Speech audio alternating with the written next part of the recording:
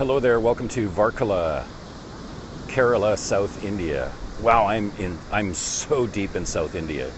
It's absolutely crazy here.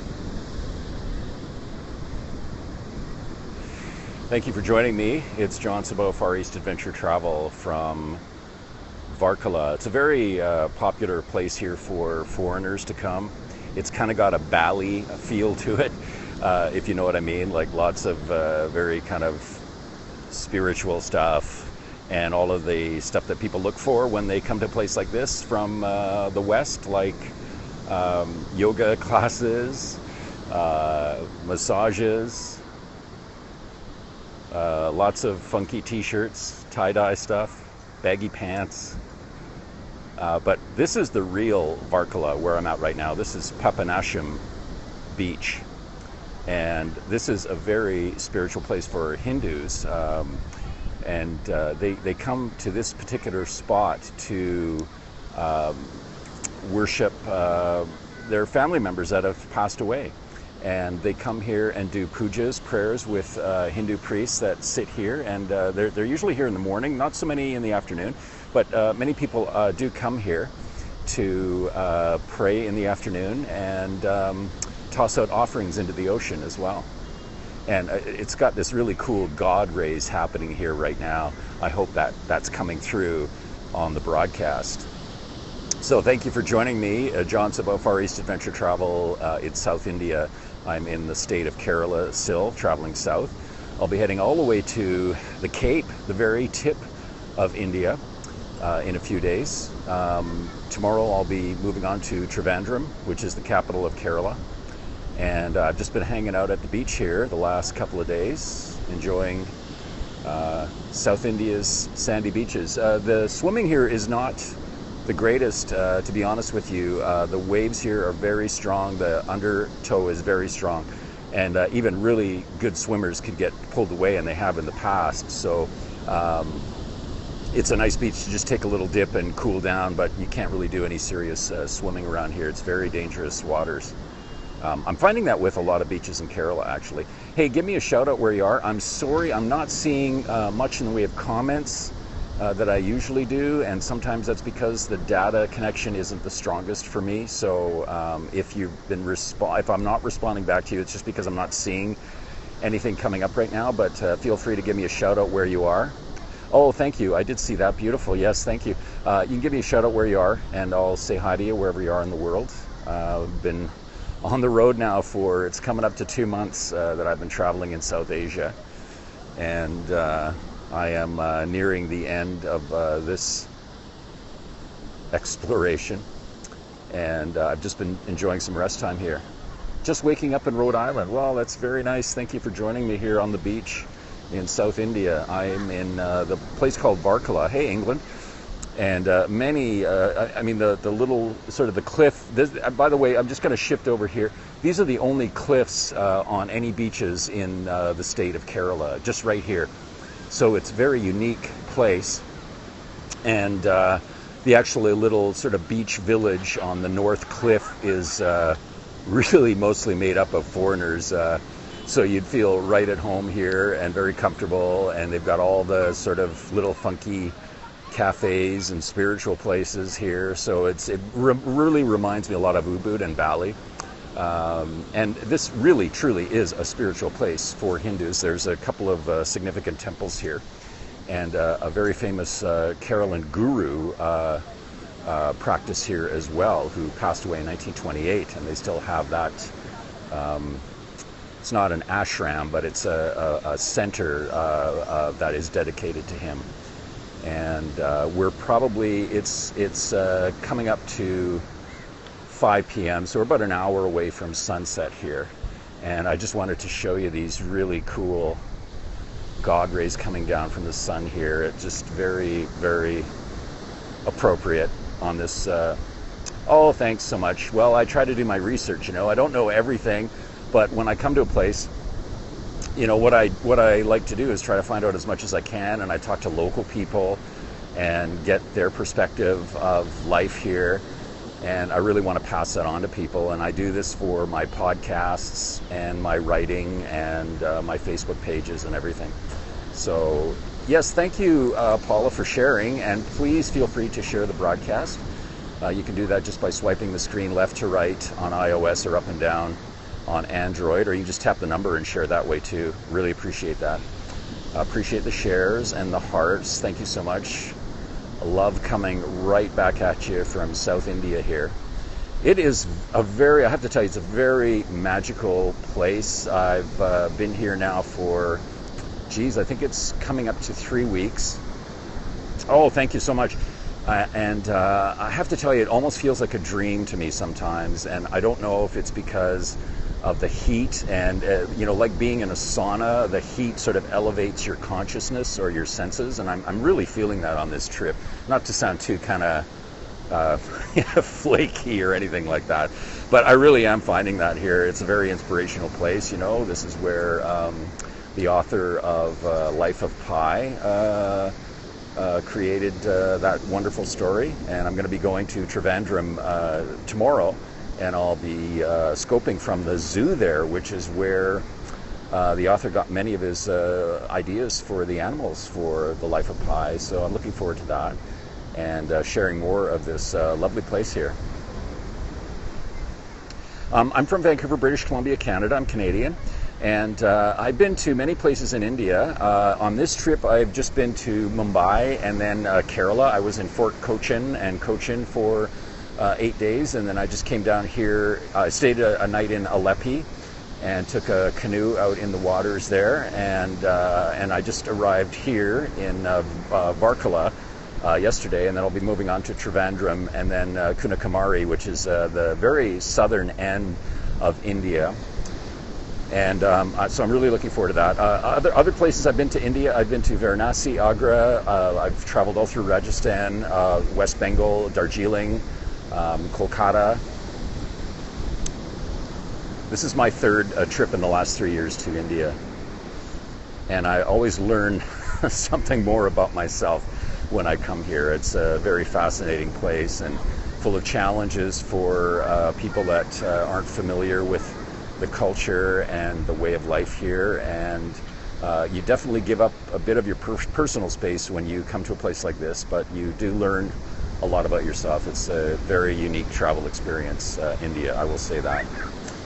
So I'm just looking back. Oh, thank you. Well, I do appreciate that. I try to do my research. I really want to make sure that I give proper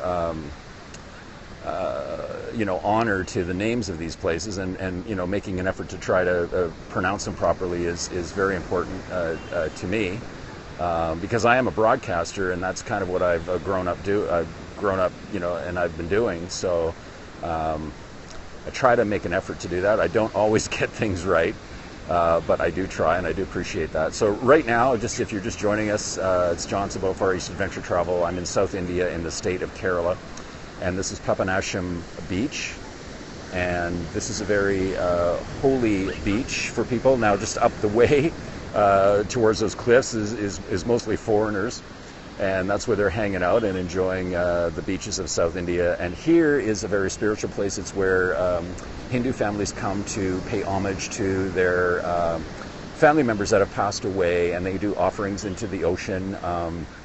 They have these little mounds here that almost look like burial places, are where the Hindu priests sit and do pujas, prayers for the families, and then they come down into the ocean, and many of them will take a dip into the ocean as well, and it's just their way of paying honor to their family members.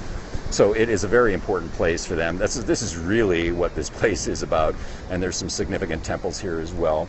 But it's also turned into this kind of hippie vibe place where a lot of foreigners come, and they've got the typical kind of places that you would find in a sort of a spiritual center like this, like Ubud Valley. It reminds me very much of Ubud Valley, the little village here with the cafes and the restaurants. But it's a wonderful place. I can see why people like to come here. It's a really nice beach area. Unfortunately, it's not great for swimming, but you certainly can enjoy the beautiful sunsets here on the Arabian Sea, which are some of the most beautiful sunsets I've ever seen. And you can take a dip in the water. I did earlier today, and cool down.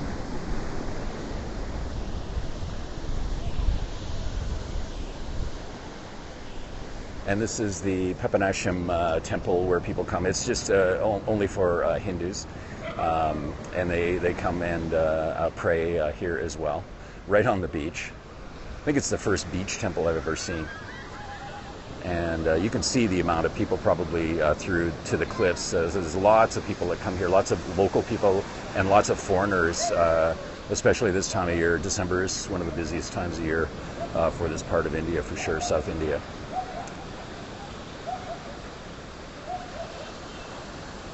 And I'm just going to move aside. I want to give these people some space, but there's probably a family coming here now to do a little worshiping. No, I didn't. I didn't request to enter it. I possibly could. You can't take any pictures in any of these temples. It is nice to go in them. I've been in them before. I've been in these beautiful temples, but you can't.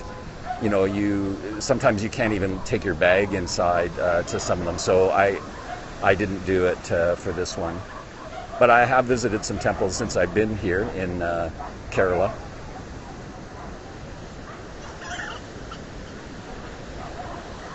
And feel free, I've been posting pictures up on Facebook of my travels on this trip through India. And you can follow me at FarEastAdvTravl on Facebook, and on Instagram, FarEastAdvTravl. So I've been posting some of my black and white images on Instagram, and then some of the color ones that I've been capturing on my trip here.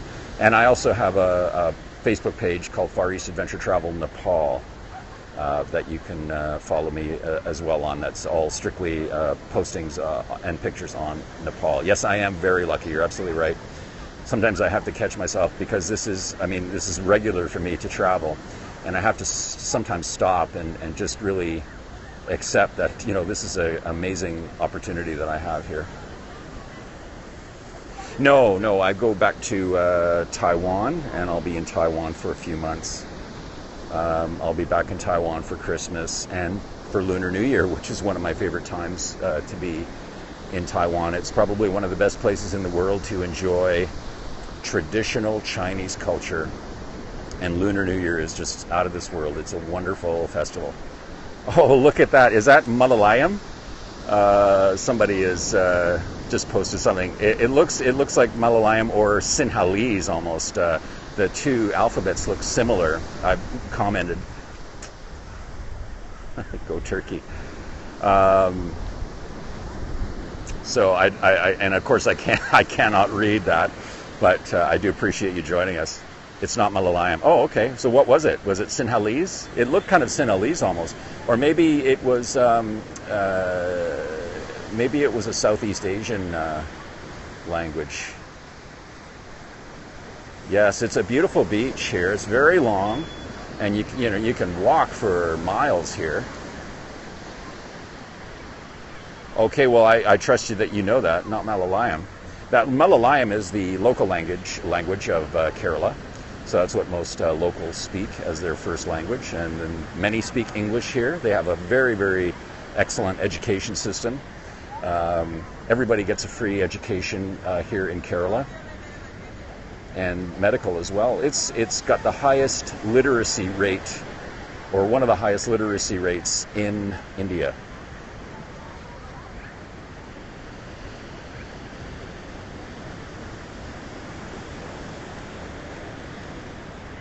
And a palindrome, Malayalam.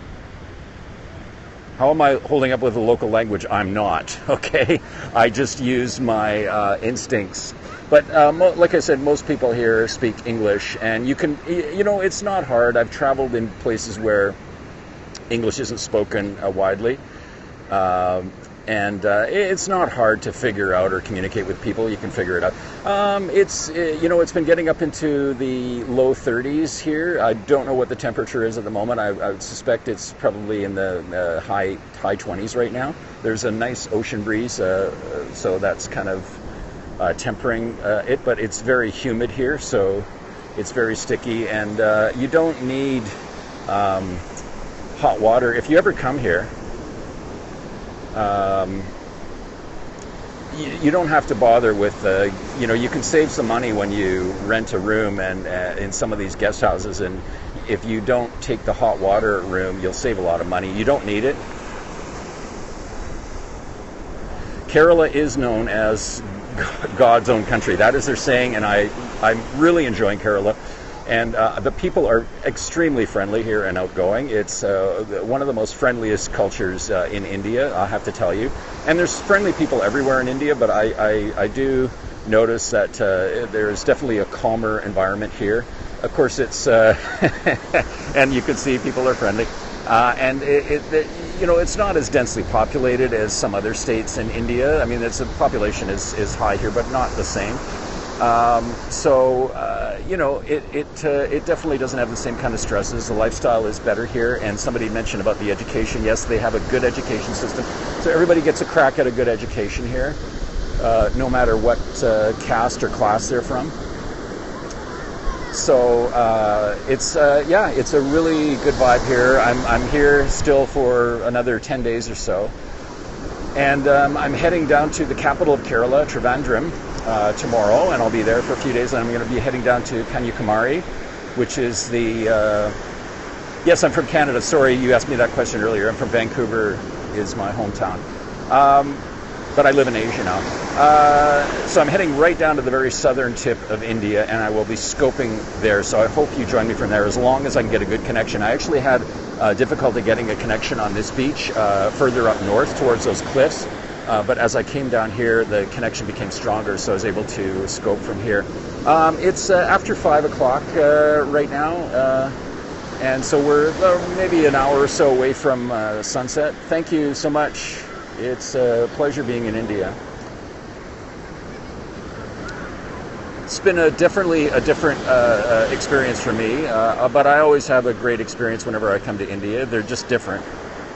Yes, it's definitely more pleasant than Canadian winter right now. And I still have to pinch myself because I, of course, speak with my family and friends all the time in Canada. And it's a little bit cold there right now. And it does rain a lot this time of year on the West Coast.